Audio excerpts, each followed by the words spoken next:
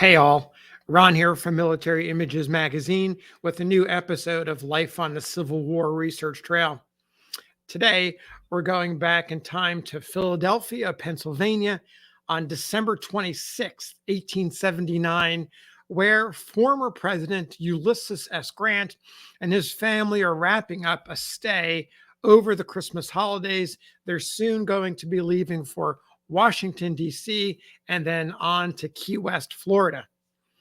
For the 57-year-old Grant, his schedule on his day after Christmas is pretty packed. It's filled with meetings, including a gathering with the mayor and some other dignitaries from town, a reception with a group of Methodist ministers, a gathering with the Bank of North America's president and its directors.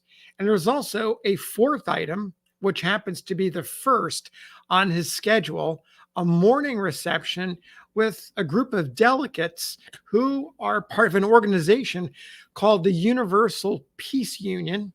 They've invited the president to the Continental Hotel to talk about the idea of peace. The event kicked off about 10 a.m. with an address by the president of the union. He has an apt name, Andrew H. Love. Mr. Love sought Grant's thoughts on his recent world travels. Students of the Civil War and other students of history may recall that after Grant's presidency ended, after his second term concluded, he went on a world tour to visit movers and shakers on different continents and was met with the adulation of citizens from around the globe. Mr. Love sought Grant's opinions after those world travels. He was particularly interested to find out if Grant had thought that the leaders of other countries leaned more toward peace or war. Mr. Love was also interested to get Grant's support for some sort of a court of international cooperation that could perhaps be empowered to arbitrate and settle disputes before they interrupted into war. Now, this idea, way ahead of its time, it took two world wars in the 20th century to get to the League of Nations and today's United Nations. Now, Love and other progressives are way out there in front. They're part of a group of peace-loving Americans and other world citizens who desire a planet where humans enjoyed universal peace. The feeling was especially high in the United States, where the recent war had tested the republic's experiment as a democracy. The question of would it endure was finally answered. The nation survived, but in a high cost in blood and treasure. The flower of a generation was destroyed, and many, both those who were in combat and their families, were left with mental and physical scars, homes and families forever destroyed. Mr. Love knew that Grant was the man to support the cause of peace. In Mr. Love's remarks, he told the former president in the chambers at the Continental Hotel, quote, "We feel drawn to you because of your eminent civil services for peace.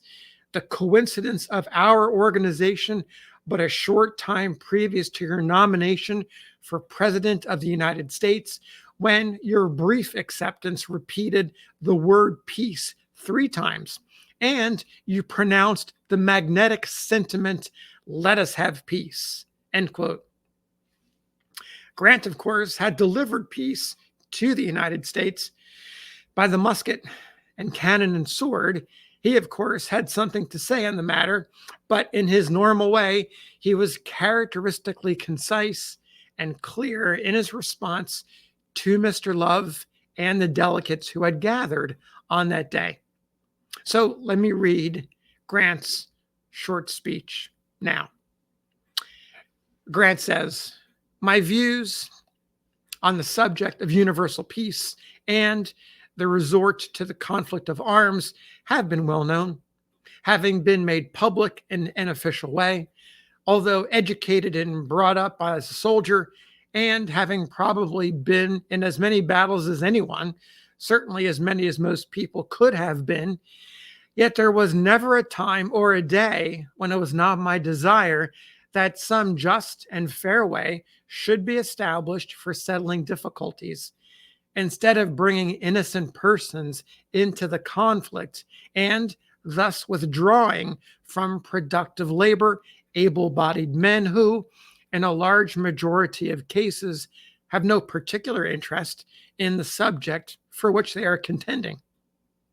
I look forward to a day when there will be a court established that shall be recognized by all nations, which will take into consideration all questions of difference between nations and settle by arbitration or decision of such court these questions, instead of keeping up large standing armies as in Europe, although we are not troubled ourselves in that way.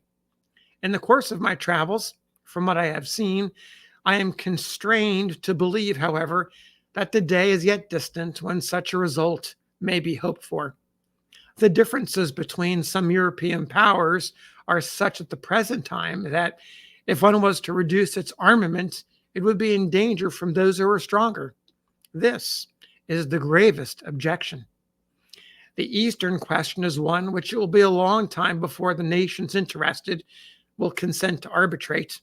The European powers have to look abroad beyond their own continent for trade and support. He's talking about China and Japan. They each and all of them are looking more or less to the east. Each nation is jealous of the advance made by all the others in that direction in the acquisition of territory or establishment of commercial relations.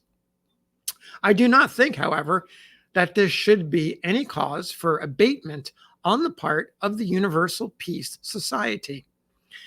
What they look forward to is a great reform, and such reforms are never accomplished in a day. I only wish it was susceptible of speedy solution, but as I remarked, I do not think it is. It has been a pleasure to meet with you as the representatives of the Peace Association. So there's the speech of General Grant to Mr. Love, president of the Universal Peace Association, and the delegates. Following that speech, Mr. Love introduced all the delegates, who were absolutely delighted with the former president's remarks. One of those in attendance, a Mrs. Dr. Rogers, presented Grant with a framed portrait of Lucretia Mott, the aged progressive reformer who did so much during the war to help wounded soldiers and the cause of nursing and other women's involvement, but she was unfortunately too ill and unable to attend the event.